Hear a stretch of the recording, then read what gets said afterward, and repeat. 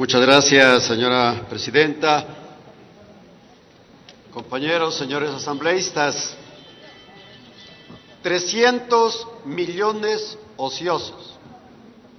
Una frase que no podríamos olvidarla jamás. Porque mientras se necesitaba para la emergencia, en las distintas áreas y en los distintos campos para asistir humanitariamente a los hermanos de las dos provincias, Manabí y Esmeraldas, simplemente el señor exministro nos hace una exposición que está llena de ilegalidades y mentiras, como era usual, lógicamente, en el gobierno anterior. Y esto lo digo porque prácticamente debió ser aceptado desde el año 2016 todo el tránsito y trámites del 2017 y hasta el momento. No se ha podido cumplir con toda la programación con la que el pueblo ecuatoriano hizo su donación humanitaria, voluntaria, y se crea una ley orgánica solidaria. Pero ¿qué sucede? Que el señor ministro simplemente la puso en la cuenta única del Tesoro.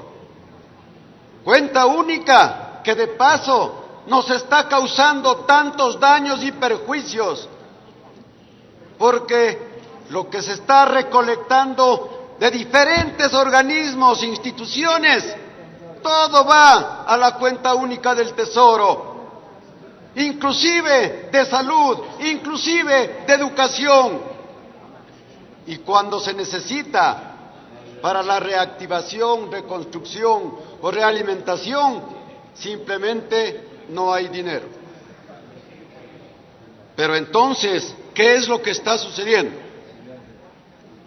Es que estamos indignados con estos procedimientos y en nombre de mi bancada de Integración Nacional quiero sentar nuestra nota de protesta.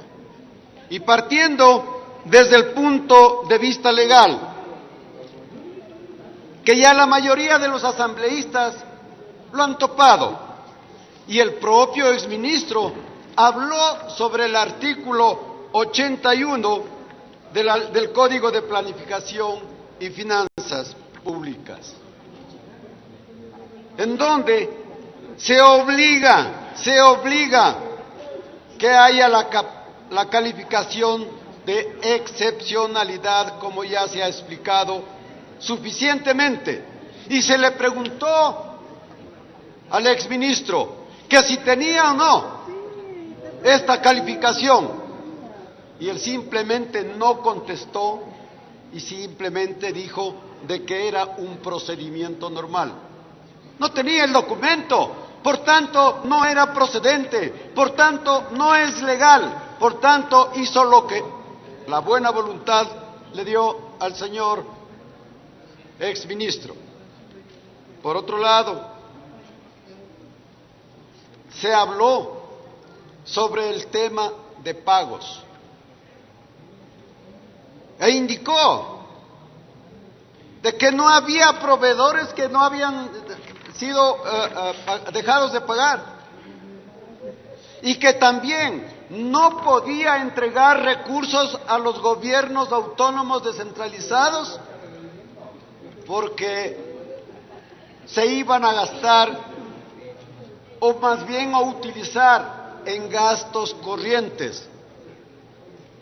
Señores, si queremos hacer las obras por parte del gobierno, para eso hay los diferentes niveles y para ello se llama descentralización y desconcentración. Si esos dineros hubiesen sido entregados a los gobiernos autónomos descentralizados de las dos provincias en los lugares que correspondía, las obras ya estuvieran ejecutadas. Simplemente no quiso entregar el dinero y más bien los llevó para otros fines que ni siquiera sabemos si fueron acertados o no. Por otro lado, señora presidenta, nosotros tenemos que acogernos a la ley. El señor exministro ha incumplido con la Constitución, ha incumplido con las leyes, ha incumplido con el sentimiento humanitario que se debía tener con nuestros hermanos que sufrieron el terremoto. La censura al menos quedaría como sanción mínima para poder dejar y sentar un precedente. Y que ojalá, señora presidenta y compañeros asambleístas, no vuelva a suceder, o que son fugados anticipadamente, o se los sanciona y se sigue el juicio una vez que ya están fuera de funciones. No puede ser. ¿En qué ley? ¿Cómo estamos actuando, señores asambleístas, nosotros?